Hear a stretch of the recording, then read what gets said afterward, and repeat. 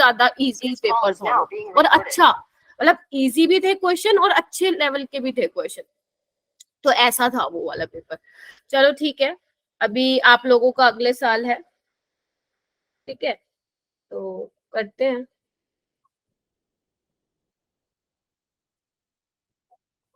चलिए ठीक है,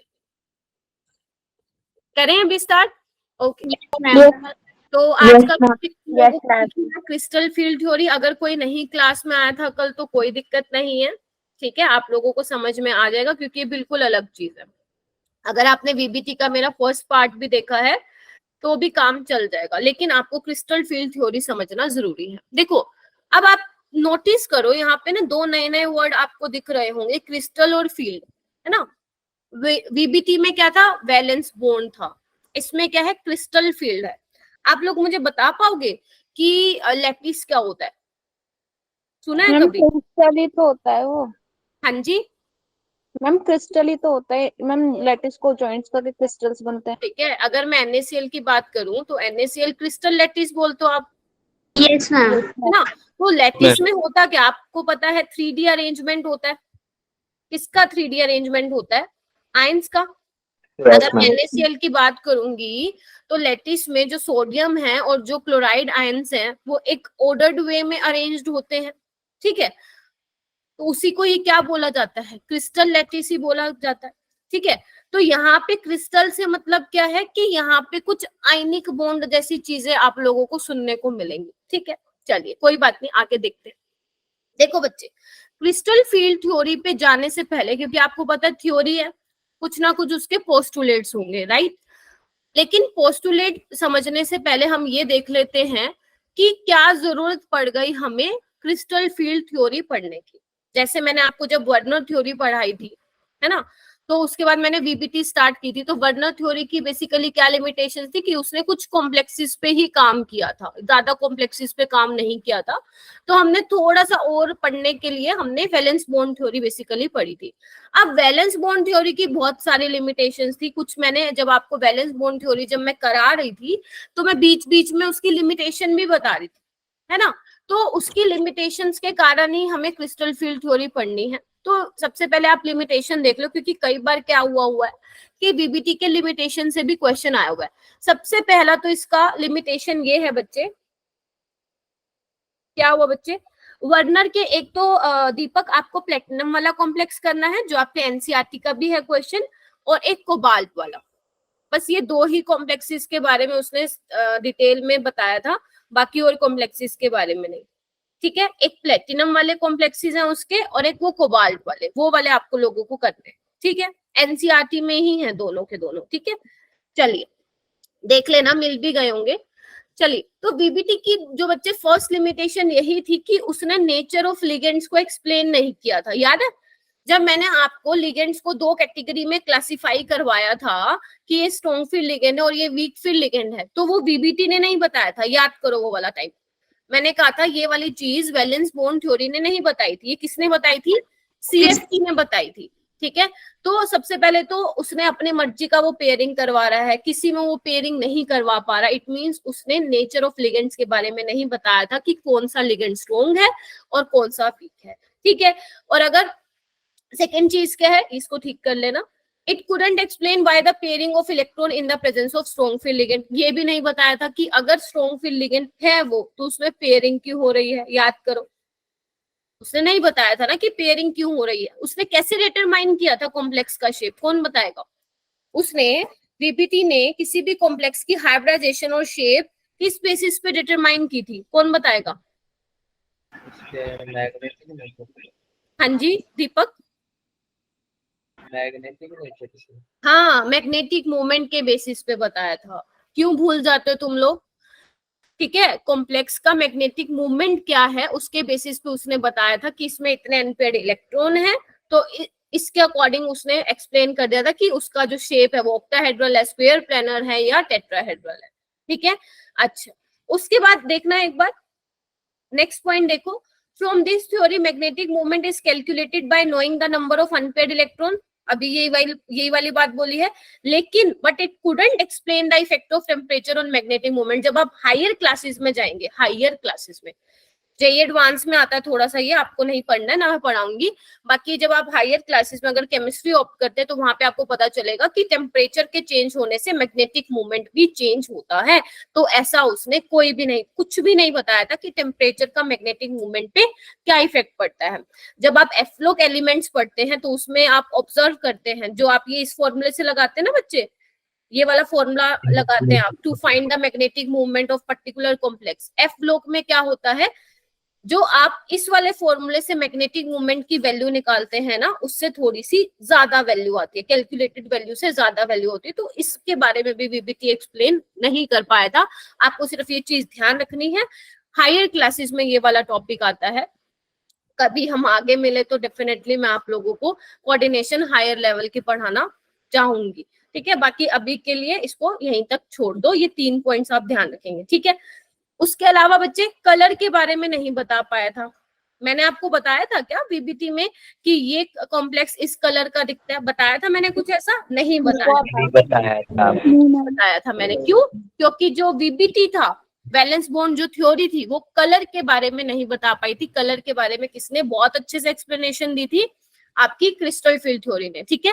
कलर के बारे में नहीं बता पाया था। और स्पेक्ट्रा के बारे में, स्पेक्ट्रा का मतलब समझते हो क्या? स्पेक्ट्रोस्कोपी सुना है तुम लोगों ने नाम? Yes ma'am. स्पेक्ट्रोस्कोपी क्या होती है? Interaction of radiation with matter. मतलब आप लोग ये बोलते हो कि अगर आपके पास ये सिंपल है, कोई भी आप मेटल ले सकते हो, किसी का भी सैंपल ले सकते हो, उसमें इलेक्ट्रॉन होगा, तो आप रेडिएशन क्या कराओगे? इंसिडेंट कराओगे, इलेक्ट्रॉन एक्साइट होगा। तो बेसिकली जब वो ग्राउंड स्टेट में आता है तो हम क्या करते हैं? स्पेक्ट्रोमीटर की हेल्प से ये देखते हैं। इंस्ट्रूमेंट का नेम होता है स्पेक्ट्रोमीटर, ठीक है। उसकी हेल्प से देखते हैं कि किस तरह का जो है ग्राफ आ रहा होता है। तो उसने ये भी नहीं बताया था कि किसी कॉम्प्लेक्स का जो ग्राफ है बच्चे ऐसे आता है, ठीक है। एफ मतलब अगर मैं एफ ब्लॉक एलिमेंट्स पढ़ाऊंगी तो आप देखेंगे उसका ग्राफ इस तरह से आता है, शार्प टी का आता है। अगर मैं बात करूंगी डी ब्लॉक में तो इस तरह से ग्राफ आता है, ब्रॉड आता है। तो ऐसा कुछ उसने नहीं बताया था। ये वाली चीज भी कहाँ पढ़ते हो आप? अपने हायर लेवल पे पढ़ते हो, ग्रेजुएशन लेवल में, अगर आप केमिस्ट्री ऑप्ट करते हो तो, ठीक है। ओके, तो आपको सिर्फ ये 4-5 पॉइंट्स ध्यान रखने हैं, ठीक है। लिगेंड की स्ट्रेंथ नहीं बता पाया था वो, ठीक है। और क्या नहीं बता पाया था?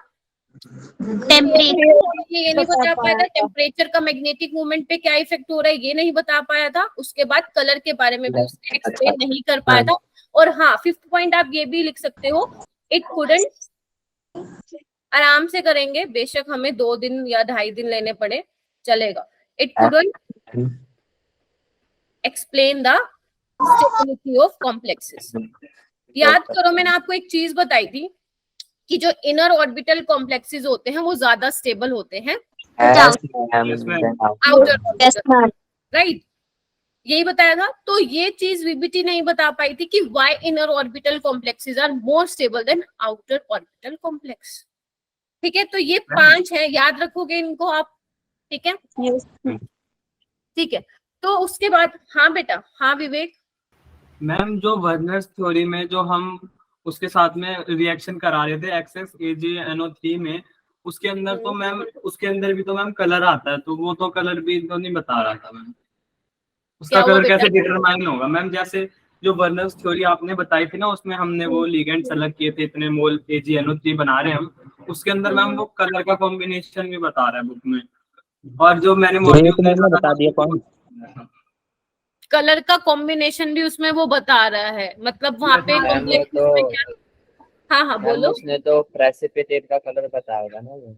एक सेकंड, प्रेसिपिटेट बताए थे मैंने आपको, बस AgCl का जो है व्हाइट कलर होता है प्रेसिपिटेट का, वो तो एक्सपेरिमेंट किए गए, ये पता चला कि भैया प्रेसिपिटेट मिलेंगे या नहीं मिलेंगे।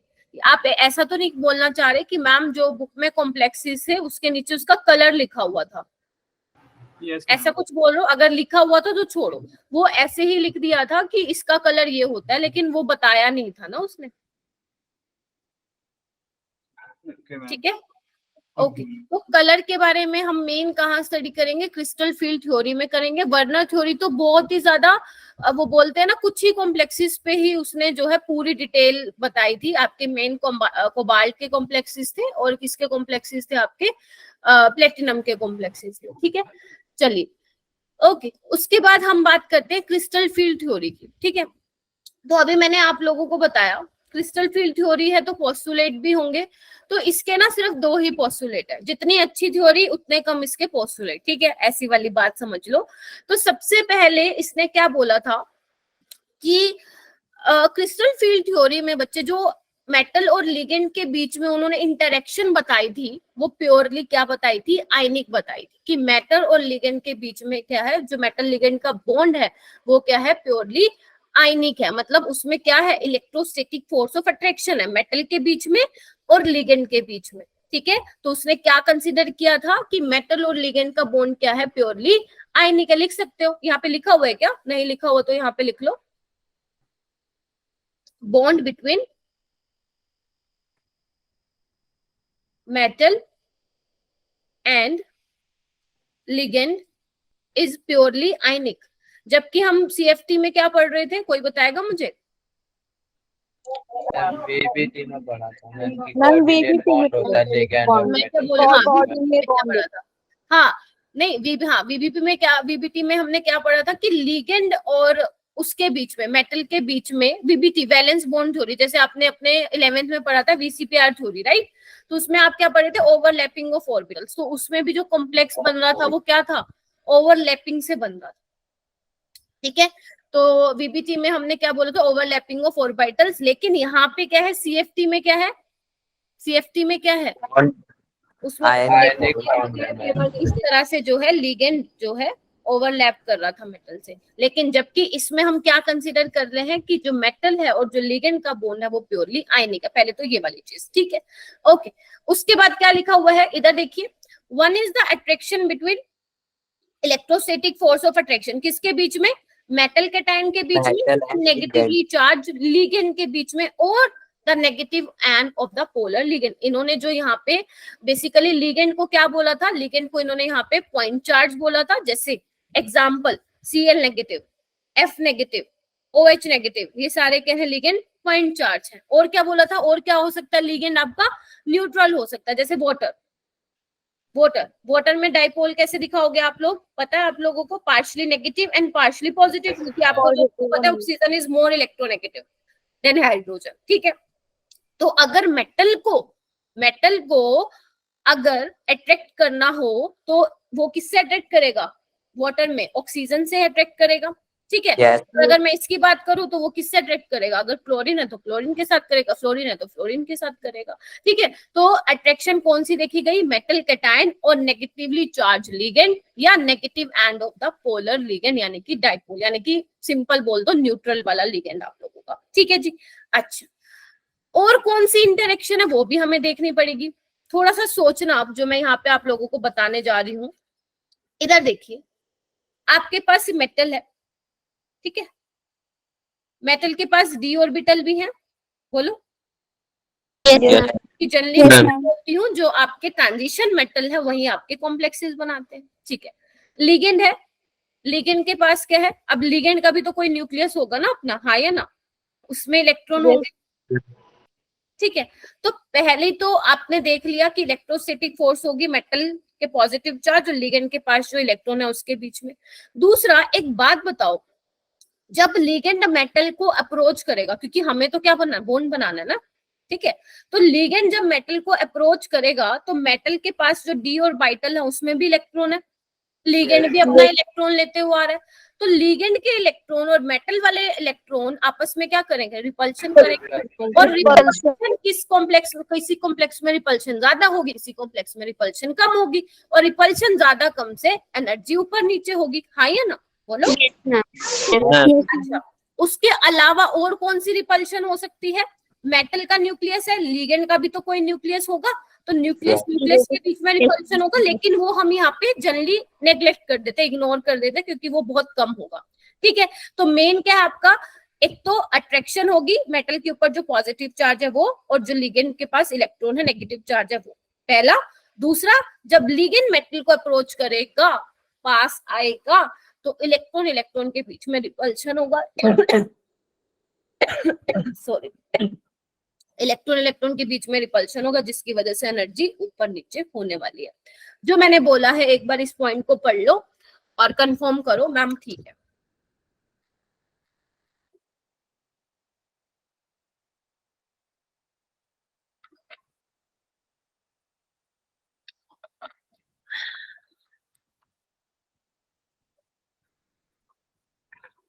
चलूं आगे, चलूं Yes, बताओ। ma'am.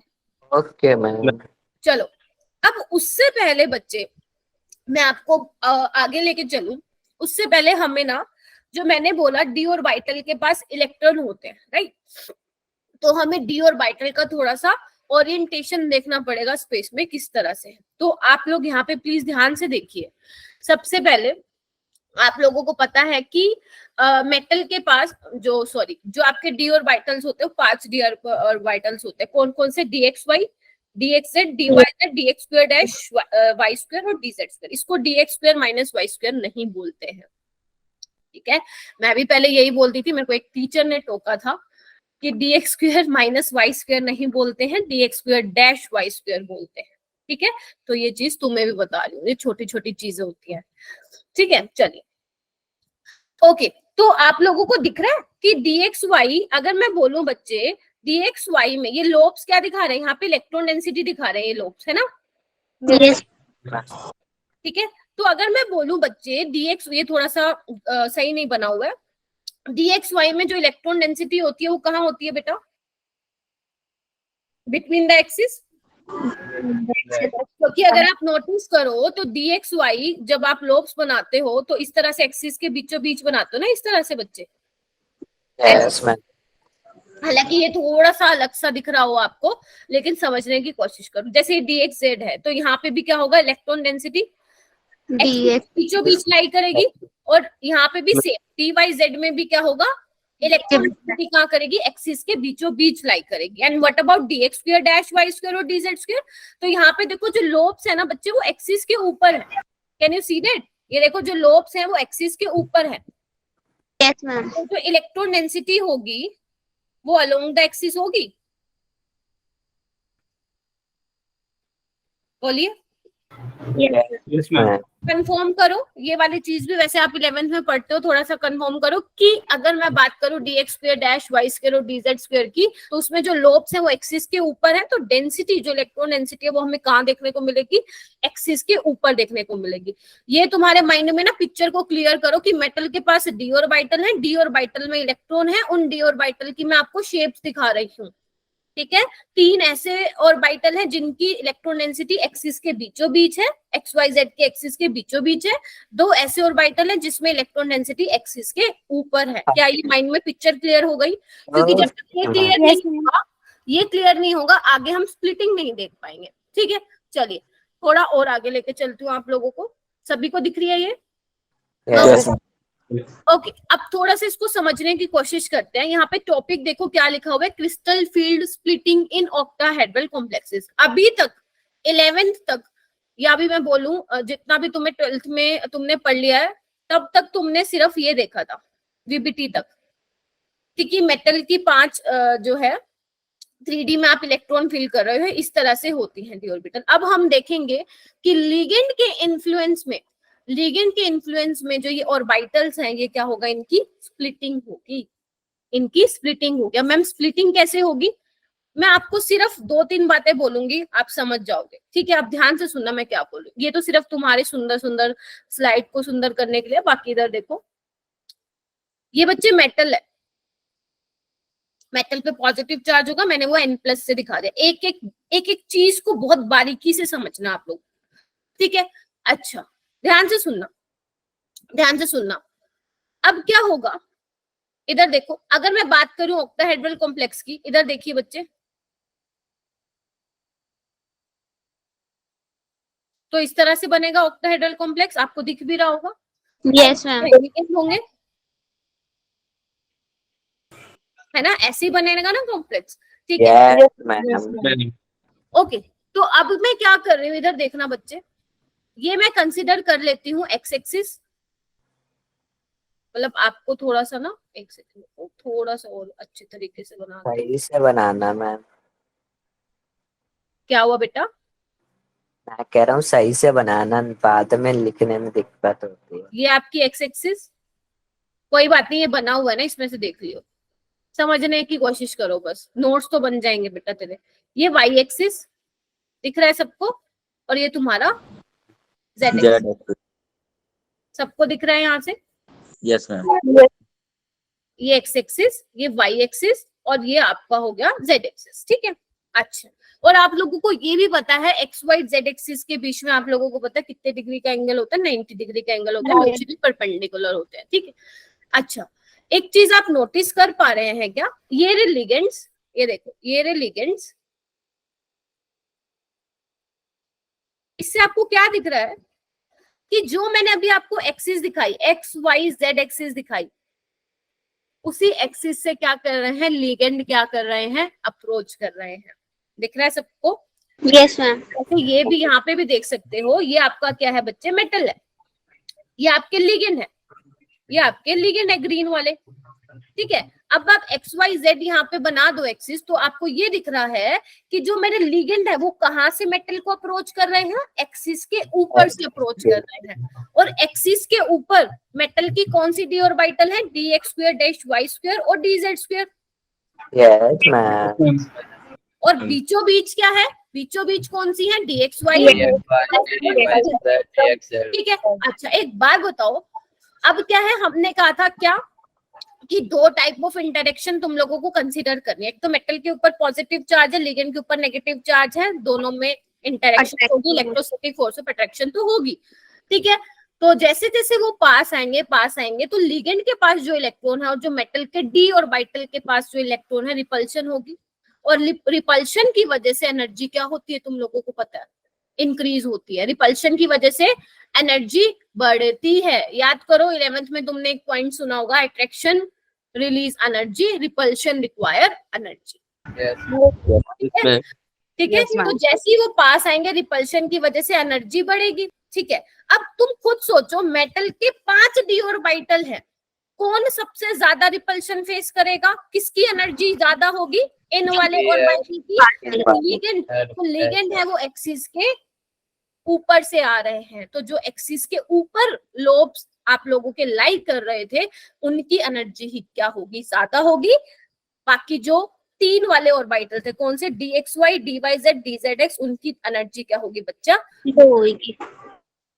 ठीक है जी। इतनी वाली चीज क्लियर हुई, जल्दी बताइए, ठीक है। हो गया मैम। ओके बच्चे, अभी यहाँ पे देखो किस तरह से स्प्लिटिंग होगी, क्या सभी को ये पिक्चर दिखाई दे रही है, सभी को? Yes ma'am. ठीक है। अब यहाँ पे समझने की कोशिश करो, मैं क्या बताने की कोशिश करूँ। देखो बच्चे, जब तक आपका मेटल फ्री था, फ्री बोले तो जब तक लिगेंड उसको अप्रोच नहीं कर रखा था, तो इसके जो 5 डी ऑर्बिटल है, कौन कौन सी बच्चे, D X Y, D Y Z, D Z X, dash Y square और डी जेड स्क्वायर, इनकी क्या थी, सेम एनर्जी थी। मतलब ये कैसे ऑर्बिटल्स थे बच्चे, degenerate orbitals, you know ना, degenerate orbitals having same energy, those orbitals having same energy, ठीक है जी। ये कौन से वाला केस था, जब तक लिगेंड अप्रोच नहीं करा था, मेटल जो है मस्त आराम से फ्री स्टेट में, राइट। अब क्या हुआ है, हमें तो बॉन्ड बनाना है, हमें तो कॉम्प्लेक्सेस पढ़नी है, राइट। तो यानी कि लिगेंड अप्रोच करेगा। अब मैं मान लिया कि मेरे पास ये मेटल था, ठीक है, ऑक्टाहेड्रल कॉम्प्लेक्स है, तो लिगेंड जो है इसके पास आने शुरू हुए, अभी दूरी है लिगेंड। अगर लिगेंड दूरी है तो सारी डी ऑर्बिटल को सेम ही इफेक्ट करेंगे, हाँ या ना, अभी तक वो पास दूरी है। तो इस तरह से देखो, ये सिमेट्रिकल फील्ड दिखाई दे रही होगी आपको, ये देखो हर जगह से सेम यूनिफॉर्मली डिस्ट्रीब्यूटेड, देख पा रहे हो बच्चे? Yes ma'am. ठीक है। अच्छा, तो ये भी क्या आपके वही 5 ऑर्बिटल है, D X Y, D Y Z, D Z X, लिख लेना, D x square dash Y square और डी जेड स्क्वायर, ठीक है जी। ये सब, ये डायग्राम सबकी नोटबुक में होना चाहिए, इसके बिना तो कुछ पल्ले ही नहीं पड़ेगा, ठीक है। अब क्या हुआ, अब लिगेंड जो है थोड़ा सा पास आना शुरू किया, उसने पास आना शुरू करेगा तो क्या होगा, जो 5 डी ऑर्बिटल थे उसमें क्या हो जाएगी, स्प्लिटिंग हो जाएगी। किसी की एनर्जी ऊपर होगी, किसी की एनर्जी कम होगी। एनर्जी ज्यादा किसकी होगी, जो ज्यादा रिपल्शन फेस करेगा, और ज्यादा रिपल्शन कौन फेस कर रहा है आपका, d x square d Z square. कम रिपल्शन कौन फेस कर रहा है, उसकी एनर्जी नीचे आ जाएगी। तो इस तरह से आपको दिख गया, दिख पा रहा है सबको? यस। ठीक है, इसको बोलते हैं बच्चे, ये आपको दिख रहा है क्या, T2G। क्या बोलते हैं इसको, T2G। T2G का मतलब क्या होता है, टिपली एक एक वर्ड को समझना है, रट्टा नहीं मारना है, बिल्कुल भी रट्टा नहीं मारना है। जो समझ में नहीं आएगा आप पूछोगे, क्योंकि इसमें क्वेश्चन जो है ना बहुत ही अच्छे लेवल के क्वेश्चन बनते हैं, आप रट्टा मार ही नहीं सकते इस टॉपिक का, मारोगे तो फंसोगे बुरी तरह। ईजी का मतलब क्या होता है बच्चे? ईजी का मतलब होता है डब्ल्यूडी जनरेट। क्या होता है? अब मैम ये क्या होता है? देखो यहाँ पे क्या आपको दिख रहा है, 3 डी ऑर्बिटल्स हैं, Yes, तीनों ma'am. की सेम एनर्जी, इसलिए मैंने इसको बोला ट्रिपली डीजनरेट। ईजी मतलब डबली डीजनरेट क्यों बोला? क्योंकि देखो दो ऑर्बिटल है जिनकी एनर्जी सेम है। जी क्या होता है? तो बच्चे एक चीज ध्यान से सुनना, कहाँ बताऊं तुम लोगों को, कहाँ बताऊं, चलो यही बता देती हूँ। इधर देखिए, एक होता है जी, एक होता है यू। जी का मतलब होता है जीरेड और यू का मतलब होता है अनजीरेड। सुन रहे हो ना क्या बोल रही हूँ? जी का मतलब होता है जीरेड, जीरेड। यू का मतलब होता है अनजीरेड, कोई जिराडे भी बोलता है, अलग अलग बोलता है। जी का मतलब होता है बच्चे, अगर आपके कॉम्प्लेक्स में सेंटर ऑफ सिमेट्री है तो आप वहां पे यूज करते हो जीरेड। अगर आपके कॉम्प्लेक्स में सेंटर ऑफ सिमेट्री नहीं है तो आप वहां पे क्या यूज करते हो? या तो यू यूज करते हो या कुछ भी नहीं लिखते हो। अंडरस्टूड हो जाता है कि अगर नहीं लिखा है जी तो इट मींस हमारा जो कॉम्प्लेक्स है वो कैसा रहा है? अनसिमेट्रिकल रहा है, सेंटर ऑफ सिमेट्री नहीं है। जैसे देखो ये आपका क्या है? ऑक्टाहेड्रल कॉम्प्लेक्स है। इधर देखो कैसे देखते हैं सेंटर ऑफ सिमेट्री। इधर देखिए बच्चे, अगर मान लो मैं बीच में खड़ी हो जाऊं, अब आपको क्या करना है? ऊपर नीचे सेम डिस्टेंस ट्रेवल करना है। अगर आप ऊपर जा रहे हो सेम चीज आ रही है, सेम डिस्टेंस से आप नीचे मूव कर रहे हो सेम जगह आ रही है, सेम चीज आ रही है, इट मींस वहां पे सेंटर ऑफ सिमेट्री प्रेजेंट है। देखो इसके जैसे, अगर मैं ऊपर जा रही हूँ यहाँ पे भी लिगेंड है, यहाँ पे आ रही हूँ यहाँ पे भी, यहाँ पे जा रही हूँ सेम डिस्टेंस पे चल रही हूँ, यहाँ पे भी सेम डिस्टेंस पे चल रही हूँ, हालांकि मैंने थोड़ा बनाया खराब है, यहाँ पे चल रही हूँ सेम। तो आप देख रहे हैं ऑक्टाहेड्रल कॉम्प्लेक्सेस में क्या है? सेंटर ऑफ सिमेट्री प्रेजेंट है। तो इसीलिए यहाँ पे क्या यूज किया मैंने? T2G यूज किया है और G यूज किया है EG में। क्या ये चीज क्लियर है? Yes, ma'am. ठीक है। हाँ विवेक बोलो। मैम जो इसमें जो ऑक्टाहेड्रल शेप होती है इसमें एक्सियल तो बड़े होते हैं ना इक्वेटोरियल से? ये बोल रहे हो क्या? यस मैम, एक्सियल बॉन्ड बड़े होते हैं इसमें इक्वेटोरियल से। ये बोल रहे हो ना आप? Yes ma'am.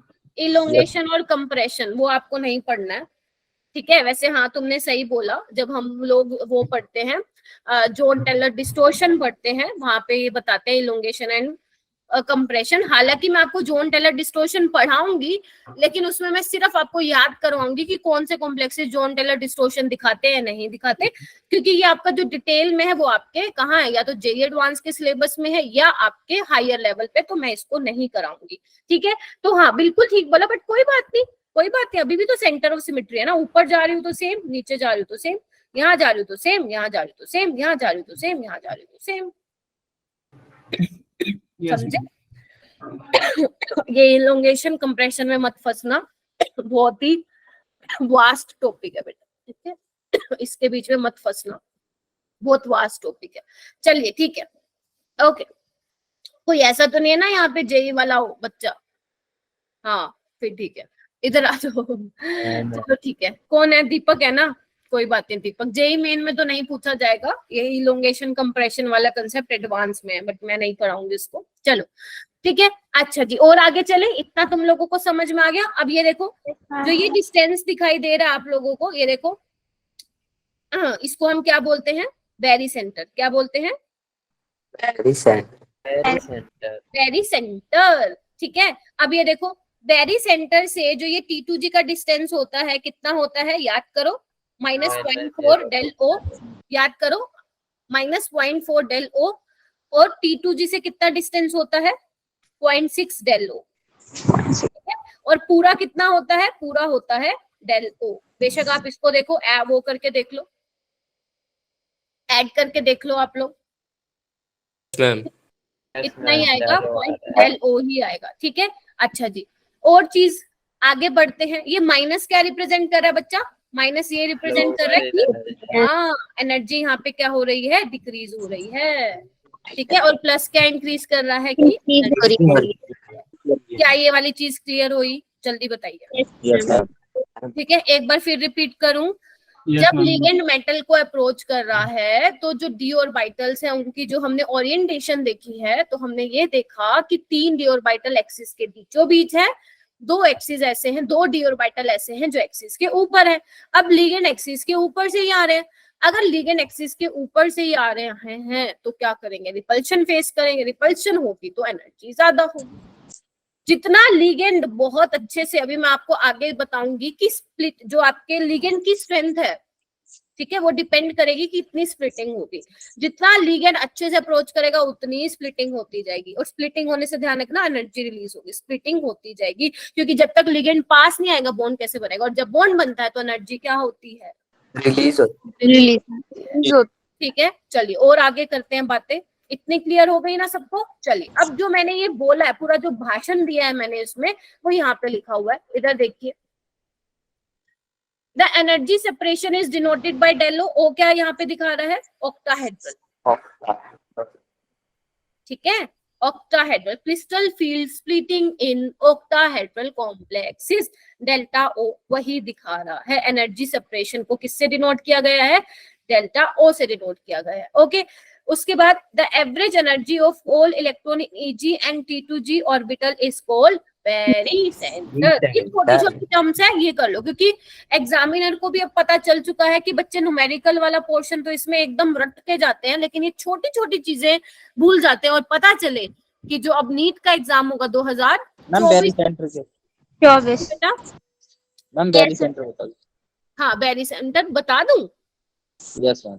बता रही हूँ। सुनो मैं क्या बोल रही हूँ कि अब 2024 आएगा तुम्हारा, उसमें से पता चला इनके इसी छोटे छोटे पॉइंट से ही तुम लोगों का स्टेटमेंट वाला क्वेश्चन बना दे। तो ये वाली चीजें भी पता होनी चाहिए। बेरी सेंटर क्या है बच्चे, ये देखो ना, ये वाला जो डिस्टेंस है यहाँ से T2G और EG, ठीक है, ये देखो इसी को ही बेरी सेंटर बोला गया है, इसी को ही बेरी सेंटर बोला गया है। ठीक है जी, देखो एक बार। Yes ma'am. अच्छा इसमें तो कोई कंफ्यूजन नहीं है ना, कोई मुझे अगर है तो बता दो कि मैम ये वाली एनर्जी तो इसमें तो नीचे है और यहाँ पे देखो ये ऊपर पहुंच गई है। इसमें किसी को डाउट है क्या? Yes ma'am. किसने बोला? प्रियांशु ने। डाउट है? Yes ma'am. इधर देखो क्या हुआ, सेम होगा ना मैम, जैसे जो डिस्टेंस हमारे ऊपर गई है एनर्जी सेम होगी ना। ये देखो ध्यान से सुनो प्रियांशु, ये वो वाला केस था जहाँ पे तुम्हारा लिगेंड अप्रोच नहीं कर रहा था, राइट? Yes ma'am. लेकिन ये वाला क्या है, लिगेंड जो है दूर से आना शुरू कर दे। अब दूर से लिगेंड का इफेक्ट अगर फील करेंगे मेटल तो एनर्जी तो बढ़ेगी ना। ये वैसे ये क्या है, इसको हम बोलते हैं hypothetical situation. Hypothetical situation ma'am फिर इस केस में थोड़ी एनर्जी हाई होगी, हल्की सी। हाँ, और थोड़ी एनर्जी हाई हो। हाँ हाँ बोलो मैम, पर सिमिलर होगी, मतलब ज्यादा डिफरेंस नहीं होगा इसमें। हाँ, बहुत कम डिफरेंस होगा, ठीक है, थोड़ी सी एनर्जी बढ़ेगी। देखो मैंने दिखाने के लिए आपको दिखा रखी है, ठीक है। अच्छा हाँ, आप ये बोल सकते हो average energy centre very centre होगा। हाँ ठीक है, तो स्फेरिकल है हर जगह से, क्योंकि अभी लिगेंड दूर है तो हर ऑर्बिटल पे सेम वो इफेक्ट क्या कर रहे हैं, सेम जो है फील कर रहे हैं, ठीक है, लिगेंड का इफेक्ट। लेकिन उसके बाद क्या होगा, लिगेंड जब पास आएगा तो क्या होगा आपको पता है, कुछ ऑर्बिटल्स एक्सिस के बीचों बीच है, कुछ ऊपर है, तो जिसकी वजह से क्या होगी, एनर्जी में डिफरेंस आएगा, ठीक है। और मैम बेरी सेंटर लाइन जो आपने येलो से करी है ना, बेरी सेंटर में। हाँ हाँ हाँ, इसको करूँ क्या वो ज्यादा, this is your barycentre बच्चे, ये देखो ना, यही तो है एवरेज एनर्जी बेरी सेंटर, समझे? अब बेरी सेंटर से T2G का डिस्टेंस मैंने आपको बता दिया है, EG का डिस्टेंस बता दिया है, ठीक है ji Nigam? Yes ma'am. Okay great. ऊपर ये वाला देखो बच्चे, the energy of 2 EG orbitals will higher by 3/5। 3/5 का मतलब समझ गए ना, 0.6, और जो नीचे वो क्या है, 0.4, ठीक है। अच्छा अब आपको पता है ऑर्बिटल्स की स्प्लिटिंग हुई है, तो यानी कि हमें इसमें क्या करने हैं, एट द एंड हमें इसमें क्या फिल करना है, इलेक्ट्रॉन ही फिल करने हैं, राइट? अब इलेक्ट्रॉन फिल करने हैं, उसके लिए आपको रूल्स देखने पड़ेंगे। हुंस रूल के अकॉर्डिंग चलोगे। हुंस रूल क्या कहता है, जब तक एक एक इलेक्ट्रॉन हर ऑर्बिटल में ना आ जाए पेयरिंग मत करवाना। लेकिन जब स्ट्रॉन्ग फील्ड लिगेंड की बात आ जाती है, वहां पे हमारा हुंस रूल क्या हो जाता है, फेल हो जाता है, ठीक है। अच्छा जी, उसके बाद मैंने आप लोगों को बताया कि क्रिस्टल फील्ड स्प्लिटिंग कितनी होगी, ये लिगेंड की स्ट्रेंथ पे भी डिपेंड करेगा, वो मैं आपको आगे चल के बताऊंगी। मैम एक बार रिपीट करना, कहाँ पे हम शुरू कर देते हैं? मैं बोल रही हूँ बच्चे कि जब आप इलेक्ट्रॉन फिल करेंगे, वैसे तो आप हुंस रूल के अकॉर्डिंग फिल करेंगे, लेकिन जब मैं आप लोगों को बताती हूँ, स्ट्रॉन्ग फील्ड लिगेंड पेयरिंग करवा देता है, ये पता है ना आप लोगों को। तो जब वो पेयरिंग करवा देता है तो वहां पे हुंस रूल क्या हो जाता है, फेल हो जाता है। है ना? तो आगे मैं फीलिंग करना सिखाऊंगी आप लोगों को। उसके बाद Okay, ये ma'am. बहुत इंपॉर्टेंट है बच्चे, बहुत काम किया है, मैं लिख लो यहाँ पे, बहुत काम की बात है। बच्चे सिर्फ रटते हैं इसको, लेकिन आज हम इसकी फील लेंगे कि ये है क्या। बहुत काम की बात है पेयरिंग एनर्जी। पढ़ना शुरू करें। What is pairing energy? Okay, तो देखो नाम से ही पता चल रहा है पेयरिंग एनर्जी। एनर्जी कितनी चाहिए होगी इलेक्ट्रॉन को पेयर करवाने के लिए, वही क्या होती है आपकी पेयरिंग एनर्जी। किसी आप लोगों को अपने दोस्त दो दोस्त हैं आपके, उनकी जोड़ी बनवानी है, लेकिन कुछ खास ज्यादा इंटरेक्शन है नहीं, तो उनकी जोड़ी बनाने के लिए भैया आप लोगों को मेहनत करनी पड़ेगी, एनर्जी लगानी पड़ेगी। ठीक है, तो वही सेम यहाँ पे है, वही क्या होगी यहाँ पे पेयरिंग एनर्जी होगी। एनर्जी रिक्वायर्ड टू फोर्स, जबरदस्ती उनको क्या करोगे, उनकी पेयरिंग करवाओगे इलेक्ट्रॉन की, वही क्या होती है पेयरिंग एनर्जी होती है। ठीक है, पहले वो सिंगल थे, आपने क्या करा दिया उनको डबल। ठीक है, चलिए ठीक है। अच्छा मैम लेकिन जो स्ट्रॉन्ग फील्ड लिगेंड होते हैं वो तो करा सकते हैं, और वीक फील्ड वाले तो नहीं करा सकते, तो वीक फील्ड वाले में देनी पड़ेगी ना। वाले को कराना पड़ेगा जबरदस्ती। सारी चीजें देखेंगे, कहाँ देनी पड़ेगी, कहाँ नहीं देनी पड़ेगी, क्या करना है क्या नहीं करना है, एक एक चीज बताऊंगी पहले ये। ठीक है, ओके चलो आगे। Yes ma'am. Yes, ma'am. ये देखो, इधर आइए, थोड़ा सा पेयरिंग एनर्जी देखो यहाँ पे क्या है। देखो इधर, सपोज मैं एग्जांपल ले लेती हूँ D4 का। ठीक है, कोई भी आपका मेटल आयन है, उसकी D4 कॉन्फ़िगरेशन है। ठीक है, अच्छा ये कौन सी डी ऑर्बिटल है, जब तक सारी की सारी पांचों डी ऑर्बिटल की एनर्जी सेम है, राइट। तो यहाँ पे मैं इलेक्ट्रॉन फिल करती हूँ 1 2 3 4। ठीक है जी, बोलो हाँ या ना। Yes ma'am. ठीक है, अब ये वाला यहाँ पे ये वाला केस है जहाँ पे क्या होगा, बेसिकली पेयरिंग एनर्जी ज्यादा होगी। ये वाला वो केस है जहाँ पे पेयरिंग एनर्जी कम होगी। कम मेरी होगी। बात तो थोड़ी सी ध्यान से सुनो, रट्टा नहीं मारना है, ध्यान से सुनो। एक बात बताओ जैसे लिगेंड मेटल के पास आ रहा है, ठीक है, बॉन्ड तो बनेगा, है ना, क्योंकि वही तो हम पढ़ रहे हैं ना, मेटल और लिगेंड का बॉन्ड प्योरली आयनिक है उसमें, तो यानी कि एनर्जी तो रिलीज होगी। तो मैं ये आपको बोल सकती हूँ कि स्प्लिटिंग से एनर्जी रिलीज होगी। Yes ma'am. अच्छा, अब ध्यान से सुनना, ध्यान से सुनना। एनर्जी रिलीज होगी, सपोज मान लो, चलो ये भी छोड़ो, हाँ कुछ एनर्जी रिलीज होगी। ठीक है अब आपको क्या करना है, जो इलेक्ट्रॉन है, जैसे अगर मान लो मैं यहाँ पे फिल करने की कोशिश करूं, इधर देखिए, पेयरिंग एनर्जी होने का मतलब क्या है, पेयरिंग एनर्जी ज्यादा होने का मतलब क्या, और देखो क्रिस्टल फील्ड स्प्लिटिंग कम है, मतलब यहाँ पे एनर्जी कम रिलीज हुई है। ध्यान से सुन लो, डेल्टा ओ कम होने का मतलब क्या है, एनर्जी रिलीज यहाँ पे कम हुई है। ठीक है, अब आप चाहते हो कि पेयरिंग भी करवा दूं मैं, तो पेयरिंग इतनी एनर्जी रिलीज नहीं हुई जितनी आपको पेयरिंग करवाने के लिए एनर्जी देनी पड़ेगी। तो आप ये बताओ क्या प्रोसेस आपके लिए फेवरेबल होगा या अनफेवरेबल होगा। क्योंकि इतनी एनर्जी रिलीज नहीं हुई जितनी आपको पेयरिंग करवाने में देनी पड़ रही है, तो यानी कि ओवरऑल प्रोसेस आपको क्या पड़ेगा, महंगा पड़ेगा। तो इसलिए मैंने यहाँ पे क्या लिखा है, पेयरिंग एनर्जी ज्यादा होने का मतलब है कि इलेक्ट्रॉन को पेयर करवाने के लिए आपको ज्यादा एनर्जी देनी पड़ेगी। इस वजह से वो कॉम्प्लेक्स जो हम बना रहे हैं, जैसे 4 इलेक्ट्रॉन मैंने यहाँ पे फिल किए हैं, तो ये क्या करेंगे, पेयरिंग नहीं करेंगे। ऐसे वाले कॉम्प्लेक्सेस को क्या बोलते हैं, हाई स्पिन कॉम्प्लेक्सेस बोलते हैं। हाई स्पिन बोले तो उनकी जो स्पिन यहाँ पे आपको क्या दिख रहा है, इसकी स्पिन क्या होगी, 4/2 होगी। एक के लिए हाफ, 4 के लिए 4/2। यस मनीषा। मैम एक बार दोबारा बताना। ठीक है, मैं अगले में बताने की कोशिश करती हूँ। यहाँ पे देखो क्या है, delta O is greater than pairing, right. यहाँ पे क्या है, देखो इधर स्प्लिटिंग बहुत ज्यादा हो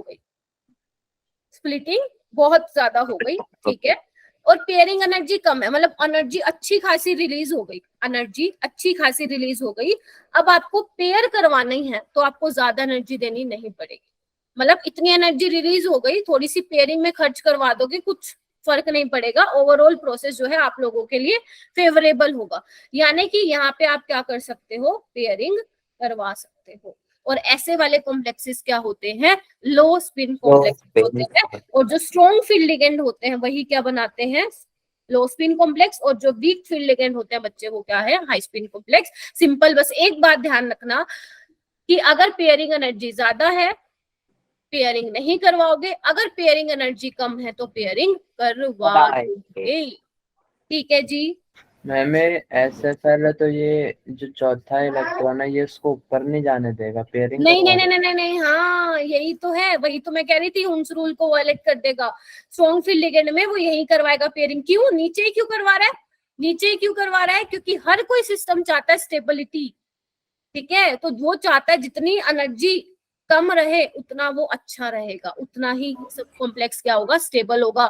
तो जितनी एनर्जी कम होगी उतनी ज्यादा स्टेबिलिटी होगी। आगे जाके आप ये देखेंगे जब मैं आपको CFSC निकालना सिखाऊंगी कि जो स्ट्रॉन्ग फील्ड लिगेंड है उनके केस में CFSC ज्यादा आती है, क्योंकि जो इलेक्ट्रॉन होंगे वो मोस्टली आपको लोअर एनर्जी स्टेट में मिलेंगे। क्लियर है?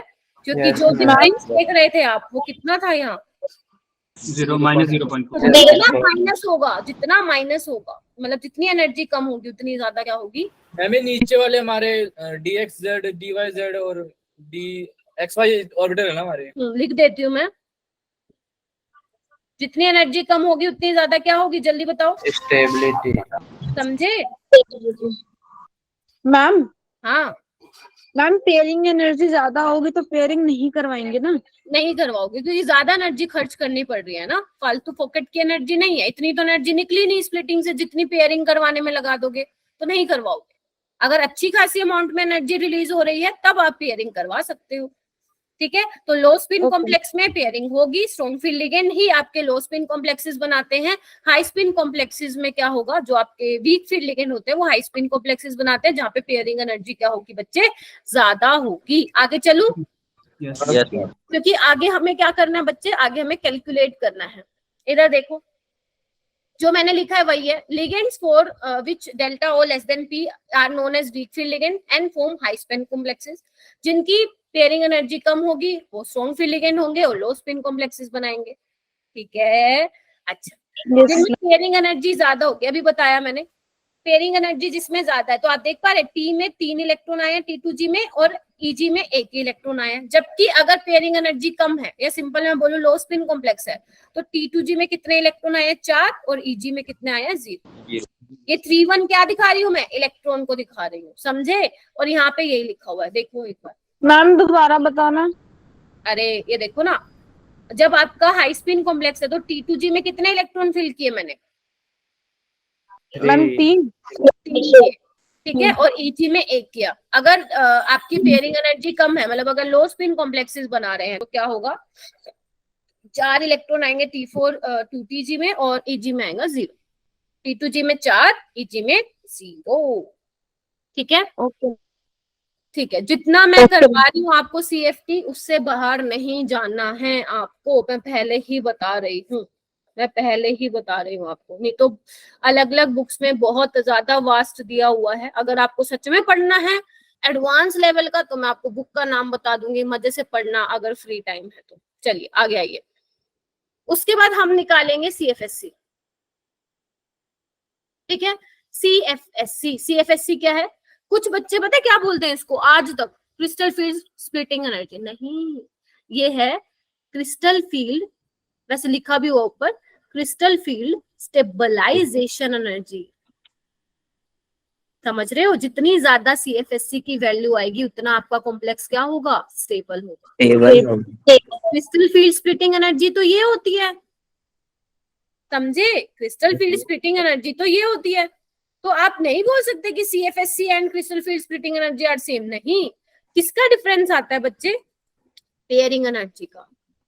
पेयरिंग एनर्जी का डिफरेंस आता है यहाँ पे। कैसे, आइए देखते हैं।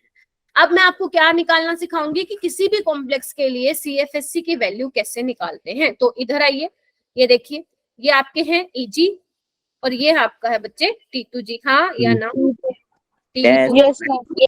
और यहाँ पे ये कितना डिस्टेंस था, ये -0.4 -0.4 डेल ओ। ठीक है, और ये कितना था 0.6 डेल ओ, ठीक है जी। अच्छा, ये क्या दिखाई दे रहा है, अगर मान लो मैं इसमें एक इलेक्ट्रॉन फिल करती हूँ, ठीक है, तो क्या करोगे, अगर आपको इसकी एनर्जी निकालनी है तो कैसे निकालोगे, 1 इंटू -0.4 डेल नॉट, हाँ या ना, ठीक है। तो crystal field splitting crystal field stabilisation energy निकालने का फॉर्मूला क्या है, -0.4 इंटू एन T2G, एन क्या दिखा रहा है, नंबर ऑफ इलेक्ट्रॉन कितने हैं T2G में, प्लस 0.6 एन डैश क्या है, number of electron in EG orbital, bracket करो बंद और बाहर लगाओ delta, plus n star p क्या है यहाँ पे, कितनी पेयरिंग एनर्जी है, n क्या रिप्रेजेंट कर रहा है, number of extra electron pair formed because of the ligand in comparison to normal degenerate configuration. अभी ये ऊपर से गया होगा, ये मैं अपने तरीके से समझाऊंगी। n स्टार मतलब नंबर ऑफ पेयर है या इलेक्ट्रॉन इन पेयर है, n का मतलब है, n का कितने इलेक्ट्रॉन पेयर करे, मान लो तुमने किसी ऑर्बिटल में जबरदस्ती 2 इलेक्ट्रॉन को पेयर करवाया, तो यहाँ पे आप क्या लिखोगे, 2p लिखोगे। किसी कॉम्प्लेक्स में अगर जब आपने जबरदस्ती 3 इलेक्ट्रॉन को पेयर करवाया, तो वहां पे n को क्या लिखोगे, 3p लिखोगे, समझे, नंबर ऑफ इलेक्ट्रॉन क्या है, p पेयरिंग एनर्जी है बच्चे,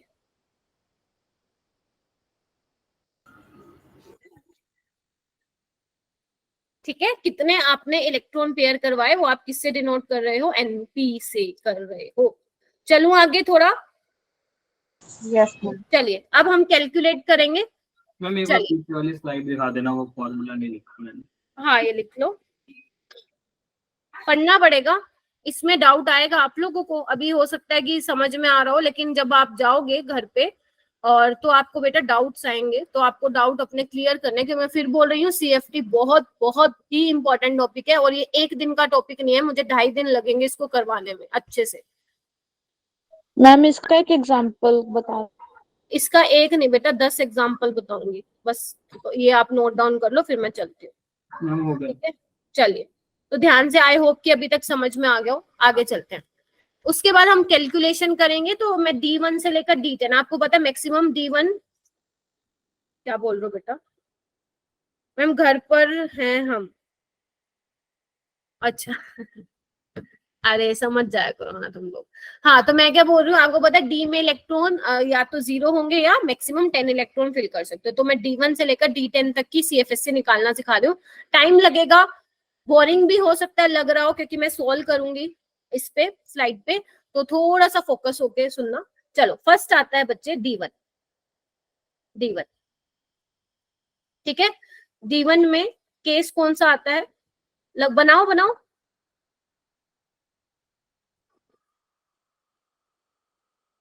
बन गया, ये क्या होगा तुम्हारा, EG होगा, ये होगा T2G, ठीक है। यहाँ पे एक इलेक्ट्रॉन फिल करोगे, मुझे बताने की जरूरत नहीं होनी चाहिए कि ये वाला डिस्टेंस -0.4 डेल नोट है, ऊपर वाला 0.6 है, बस मैं एक में ही लिख रही हूँ, ये अंडरस्टूड है ना। तो अगर मुझे इसकी CFSC की वैल्यू निकालनी है बच्चे, कैसे निकालूंगी, 1 इंटू -0.4 डेल ओ, तो कितनी वैल्यू आ जाएगी, -1. ठीक है। अब मुझे ये बताओ, अगर मैं यहाँ पे वीक फील्ड लिगेंड लूं या स्ट्रॉन्ग फील्ड लिगेंड लूं, कोई चेंज आएगा क्या, नहीं आएगा, चाहे आप वीक फील्ड लिगेंड लो चाहे मैम स्ट्रॉन्ग, -0.4 डेल होना चाहिए ना, मैम -0.4, अच्छा मैम लो ठीक है। Yes ma'am. अच्छा, तो अगर मैं लिगेंड वीक लूं या स्ट्रॉन्ग लूं तो कोई फर्क पड़ेगा, नहीं पड़ेगा। आगे आओ D2 पे, D2 में कैसे करेंगे, बनाओ इसको जल्दी, फिल करो इलेक्ट्रॉन T2G में, EG में 1 2, तो क्या होगी इसकी CFSC, 2 इंटू -0.4 डेल नोट, यानी कि -0.8 डेल नोट। क्या यहाँ पे पेयरिंग एनर्जी आएगी क्या, नो मैम, आपने तो पेयर ही नहीं करवाए, तो काहे की पेयर, नहीं ना, ठीक है। अब इसमें भी वीक फील्ड लिगेंड लूं या स्ट्रॉन्ग फील्ड लिगेंड लूं, बात एक ही है, ठीक है। अब बात करो थर्ड वाले की, जिसको पहला समझ में नहीं आया वो दूसरा देखेंगे, जिसको दूसरा नहीं आया तीसरा, पांचवा छठा समझ नहीं आएगा वो लास्ट तक सुनेगा फिर मेरी बात, ठीक है। अब D3 वाली बात देखते हैं बच्चे, इसमें भी क्या होगा, T2G और EG में स्प्लिट होगा, T2G EG, कितने इलेक्ट्रॉन है? 3, फिल करिए 1 2 3, तो -0.4 इंटू 3 डेल नोट कितना हो जाएगा? -1.2 डेल नोट। इसमें भी चाहे आपका वीक फील्ड लिगेंड हो चाहे आपका स्ट्रॉन्ग फील्ड लिगेंड हो, बात है एक ही बात है। निकाल लोगे हाँ या ना? Yes, ma'am. Yes, ma'am.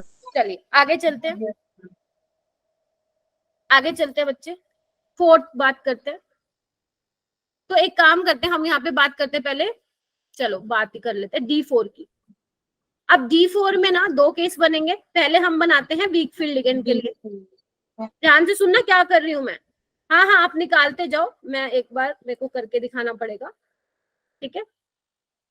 ये देखिए, क्योंकि आपको सिखानी है ना पेयरिंग एनर्जी कैसे लिखोगे। ये है आपका T2G और ये आपका EG, ठीक है बच्चे? तो यहाँ पे देखिए 4 इलेक्ट्रॉन है, वीक फील्ड लिगेंड है, यानी कि पेयरिंग नहीं होगी। Yes ma'am. अगर मैं Yes, बात ma'am. करूं स्ट्रॉन्ग फील्ड लिगेंड की, तो स्ट्रॉन्ग फील्ड लिगेंड में क्या होगा? पेयरिंग हो जाएगी। Yes ma'am. कैसे होगी पेयरिंग?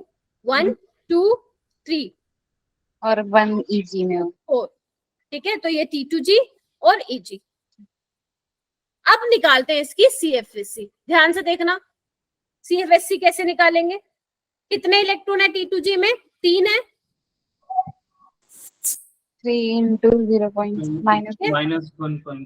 प्लस ऊपर कितने? 1 1.6। in तो कितना आ जाएगा मुझे बताओ इसका? -1.2 माइनस 0.6 डेल नॉट। तो कितना आ जाएगा? minus 1.8 tell not. 1.8 -0.6, 0.6 ठीक है? इसकी CFSC निकालेंगे तो क्या होगा? ध्यान से देखना, कितना है? 4 -0.4 डेल नोट -1.6 डेल नोट। लेकिन plus यहाँ पे आपने P. कितने इलेक्ट्रॉन को 1 पेयर करवाया? 1 को, तो यहाँ पे One. क्या होगी? 1p, ठीक है? और अब मुझे ये बताओ किसकी CFSC ज्यादा है? 1.6 ना, माइनस तो सिर्फ ये दिखा रहा है कितनी एनर्जी डिक्रीज हुई। तो कौन से वाला स्टेबल हुआ कॉम्प्लेक्स? स्ट्रॉन्ग वाला, वीक वाला? स्ट्रॉन्ग वाला। field वाला. ठीक है? अब तुम्हें याद आया जो मैं तुम्हें VBT में बोलती थी, inner orbital complexes, low spin complexes are more stable than outer orbital complex. तो रीजन आपको आज यहाँ पे पता चला इसका, समझे? ऐसे ही आप किसकी निकालेंगे बच्चे? D5 की निकालो।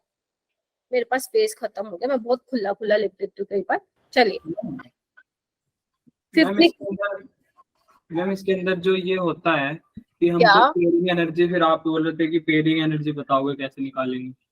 एक मतलब जैसे मतलब जितने इलेक्ट्रॉन पेयर कराएंगे उतनी पेयरिंग एनर्जी होगी। हाँ, जितने आप इलेक्ट्रॉन कराओगे, पेयर करवाओगे, वो ये क्या दिखा रहा है? 1 क्या है यहाँ पे? नंबर ऑफ इलेक्ट्रॉन कितने आपने पेयर करवाए, वो यहाँ पे ये इंडिकेट कर रहा है, समझे?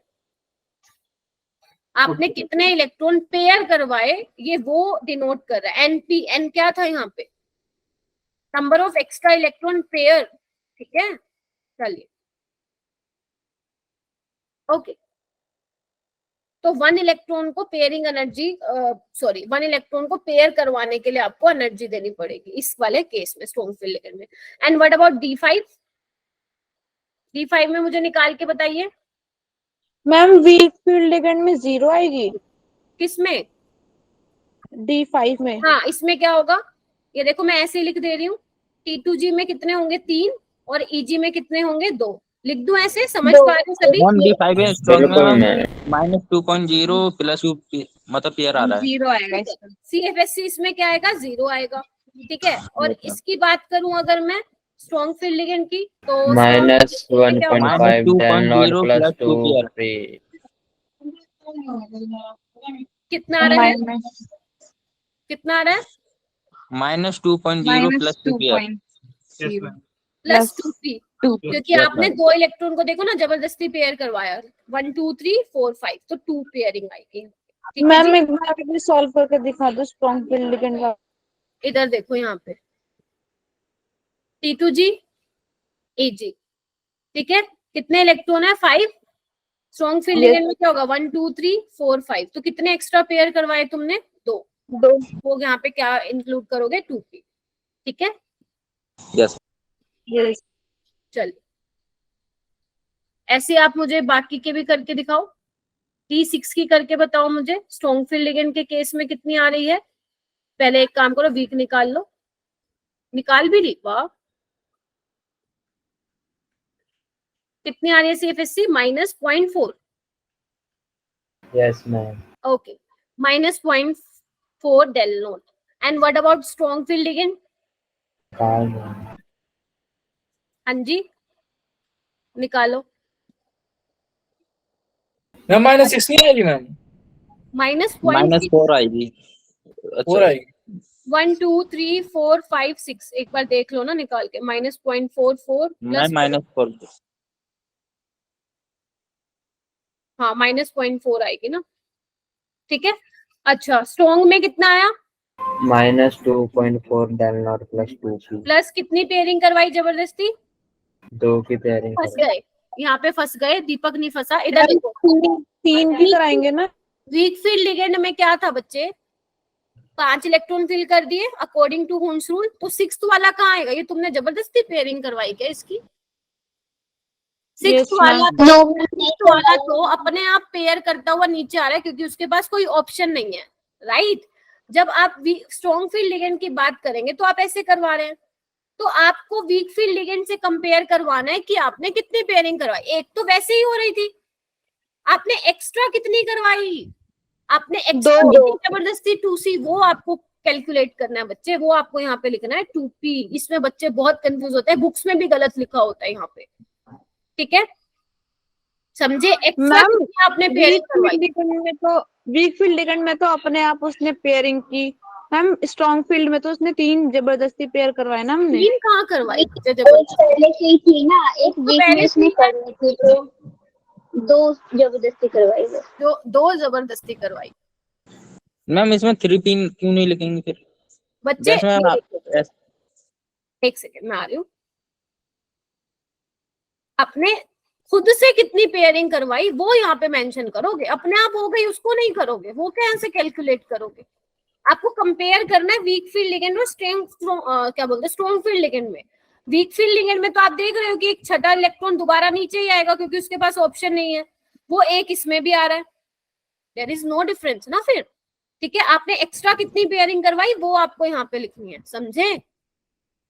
एक्स्ट्रा कितना पेयर करवाया, आपसे कितनी आपको जोर लगाना पड़ा 2 को, क्योंकि वो तो अपने आप ही आ रहा है भाई, उसके पास कोई ऑप्शन है, उसके लिए तो जो एनर्जी जाएगी वो तो जानी ही है, ठीक है। आपने अपनी तरफ से कितनी मेहनत करके उसको जबरदस्ती ठूसा है उसमें, वो आपको ऐड करना है, राइट। चलिए ओके मैम। उसके बाद आओ D7 पे आओ बच्चे। D7 का मुझे बताओ वीक फील्ड लिगेंड में क्या होगा? -0.8। -0.8, ओके। और स्ट्रॉन्ग फील्ड लिगेंड में -2.2 डेल नॉट प्लस p। -2. बताओ -2.2 del naught plus p। P। एक ही पेयरिंग करवाई है, एक बार चेक करो। 1 2 3 4 5 6 7 और यहाँ पे कैसे कराओगे? स्ट्रॉन्ग में 1 2 3 4 5 6 7, देखो अब उसमें एक ऊपर जाएगा ही जाएगा, समझ रहे हो मेरी बात? Yes ma'am. तो इसमें आपने -1.8 आएगा। 1.8 होगा ना? तो फिर आप लोग बोल रहे हो कि 2.2 आएगा, हाँ मैम 1.8 हो। समझे? तो यहाँ पे आपने एक्स्ट्रा कितनी पेयरिंग करवाई? 2 तो पहले से ही हो रखी थी, एक और कराई, निकाल लोगे? चलिए निकाल ही लोगे तभी मुझे बता रहे हो, ठीक है। ये तो होगी इसकी बात। अब हम बात करते हैं D8 की, D9 की और D10 की, ठीक है। D8 में क्या होगा? EG और T2G। Yes ma'am. D9 का भी लगे हाथ बना लेते हैं, EG और T2G। अच्छा मुझे ये बताओ, जो कैटलिस्ट से यहाँ पे आए हैं उनको शिफ्ट किया गया है या ऐसे लिंक लेके आए हो? सच्ची बताना। मैम शिफ्ट करा था मैम, शिफ्ट करा था भाई, कॉल आया था, फिर उन्होंने अपने आप ही मतलब फिर हमको लिंक भेजा था। चलिए ठीक है, फिर बहुत बढ़िया बात है। इधर आओ, D8 में बच्चे क्या करोगे? देखो इधर 1 2 3 4 5 6 7 8। अब एक काम कीजिए, ये वीक फील्ड लिगेंड के लिए, आप स्ट्रॉन्ग फील्ड लिगेंड के लिए करवाना, यही सेम बनेगा, यस मैम। चाहे यहाँ Yes, पे ma'am. D8 में स्ट्रॉन्ग फील्ड लिगेंड हो या वीक फील्ड लिगेंड हो, शोर मत मचाओ, सेम ही रहेगा, सेम ही रहेगा। CFSC की कैलकुलेट कर सकते हो, कितनी होगी, -6.4 del naught plus 0.6, 2 into ma'am 2 into 0.6 ना, कितना आ रहा है, -1.2 -1.2 डेल। यहाँ पे पेयरिंग एनर्जी करवाओगे क्या, ऐड नहीं करवाओगे? हाँ बोलो। ये आपने स्ट्रॉन्ग फील्ड लिगेंड का निकाला है ना, ये दोनों का बेटा, दोनों यहाँ के पे लिए कोई same फर्क ही ही नहीं पड़ेगा, स्ट्रॉन्ग हो वीक हो एक ही बात है, बेशक आप करके दिखा लो। अगर आप स्ट्रॉन्ग फील्ड लिगेंड लोगे तो इसमें भी सेम ही रहेगा, ठीक है। T2G में 6 इलेक्ट्रॉन आएंगे और EG में 2 इलेक्ट्रॉन आएंगे। And what about D8, oh sorry D9, 1 ma'am, -0.6 -0.6 आ रहा है क्या, यस मैम। और D10 का भी निकाल लो। मैम उसका 0 0 आ रहा है सेम मैम। होगा मेंटेन इनका वीक फील्ड और स्ट्रॉन्ग फील्ड में। हाँ, यहाँ चाहे वीक हो चाहे स्ट्रॉन्ग हो, बेशक आप बना के देखो ना, बना के देखो, बना के देखो। लोचा कहाँ पे आ रहा है, सिर्फ लोचा आ रहा है D4 में, D5 में, D6 में, D7 में, सेम मैंने VPT में बताया था। हाँ जी मैम नीचे तो 6 इलेक्ट्रॉन हो गए पेयर करके भी, मैम ऊपर वाले में पेयर करेंगे फिर अभी। कहाँ पे, मैम D9 में। अच्छा एक और रह गया। एक रहेगी। हाँ ये लो, ठीक है, हो गया। Yes.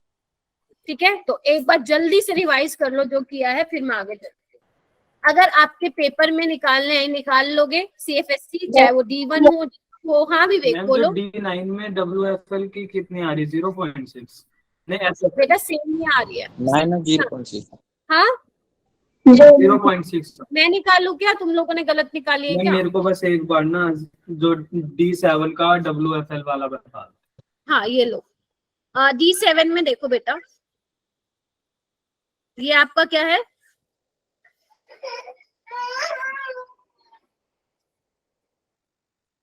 इधर देखो 1 2 3, ठीक है। अगर स्ट्रॉन्ग फील्ड लिगेंड है तो यहीं पे पेयरिंग करेगा 6, और एक कहाँ जाएगा, ऊपर जाएगा, बोलो हाँ या ना, क्योंकि उसके बाद जगह नहीं है ना नीचे, क्योंकि एक ऑर्बिटल में मैक्सिमम 2 इलेक्ट्रॉन आ सकते हैं according to Pauli's exclusion principle, right. तो अब इसमें देखो, और अगर मैं वीक फील्ड लिगेंड की बात करूं तो उसमें क्या था, EG T2G, उसमें क्या करते थे आप, 1 2 3 4 5 6 7, तो देखो ना एक्स्ट्रा कितनी पेयरिंग करवाई इसमें आपने, एक चलो समझे? मैम WFL वाला। हाँ वीक फील्ड लिगेंड भी तो यही है ना, बना तो दिया मैंने। यहाँ पे भी तो ऐसे करोगे ना, 1 2 3 4 5 6 7, 2 कहाँ पे आएंगे, नीचे ही आना पड़ेगा ना उनको T2G में। Yes ma'am. देखो ऐसे समझो, वीक फील्ड लिगेंड में तो कोई आपको दिक्कत आनी नहीं चाहिए, क्योंकि आपको हुन्स रूल के अकॉर्डिंग चलना है। पहले 5 ऑर्बिटल में एक एक इलेक्ट्रॉन भरो, जब वहां पे फिल हो जाएगा जो छठा इलेक्ट्रॉन है वो कहाँ पे आएगा, नीचे आएगा। नीचे क्यों आया, क्योंकि हर सिस्टम चाहता है अपने आप को स्टेबल करना, तो अगर नीचे आएगा एनर्जी कम होगी, एनर्जी कम होगी तो वो स्टेबल होगा, ठीक है। ओके ग्रेट, तो मैं मान के चलूं आप सभी को CFSC निकालने आ गई, यस मैम। Yes ma'am. ठीक है। तो थोड़ा सा और आगे देख लेते हैं, अभी खत्म नहीं हुई है ये, अभी काम बहुत है। अगर आपको वो समझ में आ गया, ये तो बाएं हाथ का खेल है, क्या लिखा हुआ है एक बार पढ़ना बेटा, पढ़ो।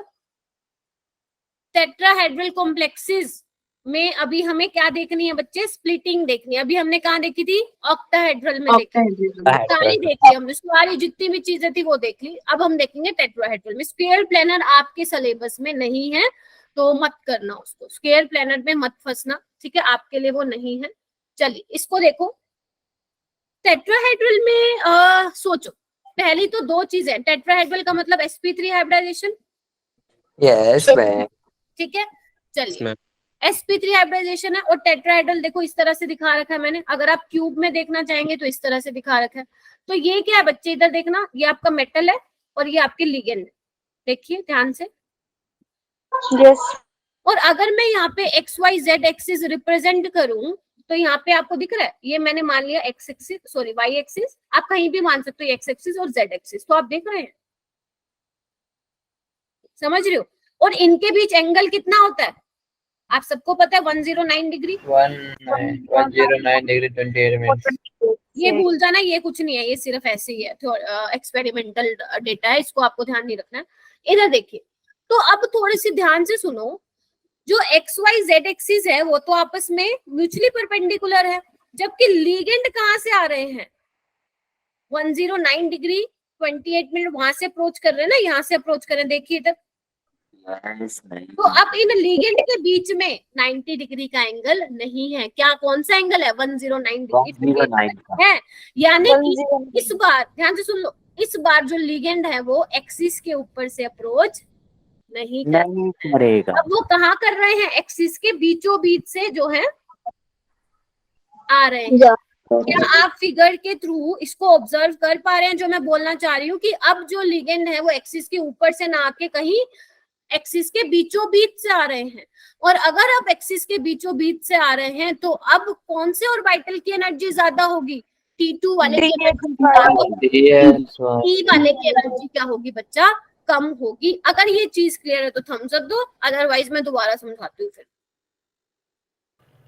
टी वाले की एनर्जी कम होगी, टी वाले की एनर्जी ज्यादा होगी, टी वाले की, क्योंकि अब एक्सिस के बीचों बीच से आ रहा है लिगेंड। क्योंकि अब एंगल देखो ना कितना है मेटल और लिगेंड के बीच में आपस में, 109 आपस में देखो ना कितना, दो लिगेंड के बीच में एंगल कितना है, 109। और जबकि एक्सिस के बीच में एंगल कितना है, एक्स वाई जेड एक्सिस के बीच में 90 डिग्री। तो अब एक्सिस के ऊपर से नहीं आ रहा है, वो बीचों बीच से आ रहा है कहीं, समझ गए। चलिए मैं मान चल रही हूँ, हो गया। तो आप एक चीज देखिए, ये आपको सबको दिख रहा है, यस मैम। मैं लिख भी देती हूँ।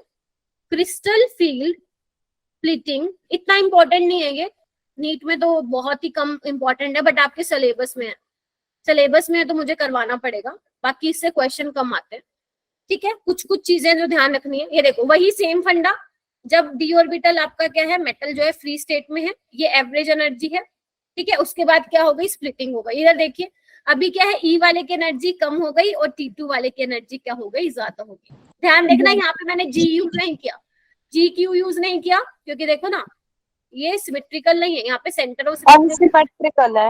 ऊपर जाऊंगी नीचे आऊंगी तो मुझे कुछ नहीं मिलेगा, यहाँ जाऊंगी कोई सिमेट्री नहीं है, यहाँ जाऊंगी ऊपर कोई नहीं है, तो यहाँ पे no symmetry, no centre of symmetry, इसलिए मैंने यहाँ पे जी नहीं लगाया है, समझे। इधर देखिए सारे, इधर देखिए।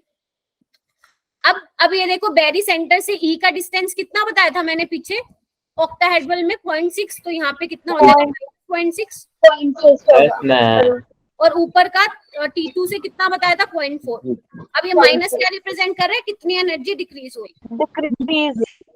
अब थोड़ा सा दिमाग में अपना दौड़ाओ, ऑक्टाहेड्रल में कितने लिगेंड थे, 6। तो खुद सोच के बताओ 6 लिगेंड की वजह से स्प्लिटिंग ज्यादा होगी, 4 लिगेंड की वजह से स्प्लिटिंग कम, 6 की वजह से ज्यादा, 4 की वजह से कम। तो जो डेल्टा टी होता है वो कितना होता है, इसमें 4/9 टाइम्स ऑफ डेल्टा नोट होता है। Yes ma'am. डेल टी क्या होता है, 4/9 डेल। ये कहाँ से आया, कैसे आया, आपको नहीं जानना, फिर भी जानना चाहोगे तो मैं फिर कल बताऊंगी आपको, ठीक है। नहीं जानना, डेल्टा टी स्प्लिटिंग एनर्जी है टेट्राहेड्रल कॉम्प्लेक्स की। जैसे आपने डेल्टा ओ देखा था, इस यहाँ पे क्या होगा, डेल्टा टी क्या है, crystal field splitting in tetrahedral complex. Delta o क्या है, crystal field splitting in octahedral complex. तो क्या मैं आप लोगों को बता सकती हूँ कि ये हमेशा हाई स्पिन कॉम्प्लेक्सेस ही बनाएंगे, बोलो। Tetrahedral complexes always form high spin complex. क्यों, क्योंकि स्प्लिटिंग होने से एनर्जी इतनी रिलीज ही नहीं हुई, बोलो हाँ या ना, क्योंकि स्प्लिटिंग ही कम हुई है ना। Yes ma'am. पेयरिंग एनर्जी क्या होगी, हमेशा ज्यादा रहेगी इसमें। तो अगर पेयरिंग एनर्जी ज्यादा रहेगी तो पेयरिंग नहीं करवाएगा वो। डेल्टा डिप्रेशन, अरे नहीं डिप्रेशन नहीं है ठीक है। Crystal field splitting in tetrahedral complexes. एक बार इसको पढ़ना, पढ़ोगे क्या मेरे लिए? जल्दी देखो, इसको एक बार कंफर्म करो फिर मैं आगे चलूं बेटा। मजा आ रहा है? कैसा लगा ये टॉपिक? इजी पीजी था? Yes, easy था, yes. ठीक है, क्वेश्चन लगाना फिर देखना कितने इजी थे। ओके, ये मैंने आपको ऑलरेडी बता ही दिया, ये पता नहीं मैंने क्यों यहाँ पे अलग से लिखा। Delta T is 4/9 times of delta. Ma'am इसे ड्राइव भी करते हैं? हाँ डेरिवेशन, लेकिन आपको नहीं करनी है, आपको नहीं मैम करनी करा है। देना ये वाट ड्राइव। ठीक है, मैं कल करा। करवा दूंगी, कल करा दूंगी हाँ। कैसे आया। हाँ मैम पीछे वाली स्लाइड में जो थर्ड पॉइंट है वो दिखाना। आप एक बार ना एक काम करना, खुद भी सोचना कि 4/9 कैसे आया। इसको एक काम करना, इसमें Yes. तोड़ देना एक बार 2/3। एक बार खुद दिमाग लगाना, फिर मैं कल करवा दूंगा अगर आप कहते हो तो। इसको 2/2 इसमें स्प्लिट कर देना, ठीक है। थोड़ा सा हिंट भी दे देती हूँ आपको। पता है 6 लिगेंड के लिए कितना स्प्लिटिंग आती थी? डेल्टा ओ। तो 4 लिगेंड के लिए कितनी आएगी? डेल्टा मैं तो मैम बता ही दिया मैम आपने पूरा। अच्छा ठीक है, खुद दिमाग लगा ठीक है, खुद दिमाग लगाना है कैसे होगा। चलो आगे चले। अच्छा, ये भी मैं वैसे ऑलरेडी बता चुकी हूँ कि इन ऑक्टाहेड्रल कॉम्प्लेक्सेस, लिख लो फिर भी, इन octahedral complexes splitting is more than the tetrahedral complexes. tetrahedral complexes. Tetrahedral complexes, ठीक है। always form high spin complex. Complex कौन? टेट्राहेड्रल, ठीक है। डेल्टा टी जो होगा ये होगा लेस देन पेयरिंग एनर्जी, ठीक है जी। यस तो इसमें एक CFSC भी निकाल सकते हो, वही है -0.6 NH क्या है, number of electron in E। 0.4 NT2 क्या है, नंबर ऑफ इलेक्ट्रॉन इन। इसमें देखो पेयरिंग एनर्जी नहीं करे क्योंकि आप पेयरिंग करवा ही नहीं रहे। वीक वाला में। तो एक बार देखना, वैसे तो मैंने डायरेक्ट ये लिख लिया है। एक बार आप एक काम करो मेरे। मैम CFT की भी लिमिटेशन है? हाँ जी बेटा, मैम CFT की भी लिमिटेशन है? 1-2 लिमिटेशन है बस, आगे चल के बताऊंगी, अभी तो खत्म नहीं हुई है ना ये। मतलब बहुत ही ज्यादा ऐसी कोई बहुत बड़ी लिमिटेशन नहीं है, बहुत बड़ी लिमिटेशन नहीं है, बहुत छोटी छोटी है, ना के बराबर, ठीक है। अच्छा एक काम करो, आप निकाल के दिखाओगे क्या D1 के लिए मुझे? ऊपर क्या आएगा? E वाला आएगा या T2 वाला आएगा? T2 वाला आएगा। T2 और आएगा। नीचे का आएगा E आएगा। यहाँ पे एक इलेक्ट्रॉन फिल करो और यहाँ से डिस्टेंस कितना था? -0.6। 1 into 0.6 डेल नोट, तो 0.6 डेल नोट, ठीक है। अच्छा sorry 0.6 del T, naught del O, क्योंकि टेट्राहेड्रल में देख रहे हैं। और आपको पता है डेल टी कितना होता है? 4/9। 4/9 कितना ही आ रहा है?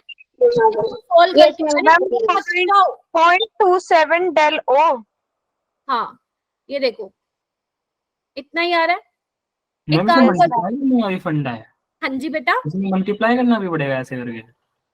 अगर आपको एग्जामिनर बोल जाए कि in terms of del O निकालो तो फिर मल्टीप्लाई करना पड़ेगा। अगर वो बोले in terms of del T निकालो तो उतना ही छोड़ देना, 0.6 निकाल के, ठीक है। चलो एक बार मुझे जल्दी से कोई भी 2-3 करके दिखाओ और कंफर्म करो कि जो ये टेबल में लिखा हुआ है वो सही लिखा हुआ है क्या? जल्दी करो, सही लिखा है मैम। फिर सही कल हम लिखा है प्रैक्टिस मैम। करेंगे। निकालो जल्दी निकालो, टाइम हो गया भाई आज।